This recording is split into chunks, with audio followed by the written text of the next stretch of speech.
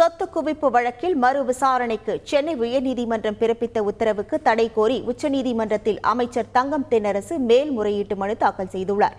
கடந்த 2006, 2011 ஆண்டுகளில் வருமானத்திற்கு அதிகமாக சுமார் 76 லட்சம் ரூபாய் அளவுக்கு சொத்து சேர்த்ததாக அமைச்சர் தங்கம் தென்னரசு மற்றும் அவரது மனைவி மீது லஞ்ச ஒழிப்புத்துறை வழக்கு பதிவு செய்த நிலையில் இருவரையும் கடந்த 2022 ஆண்டு ஸ்ரீவில்லிபுத்தூர் நீதிமன்றம் விடுவித்தது.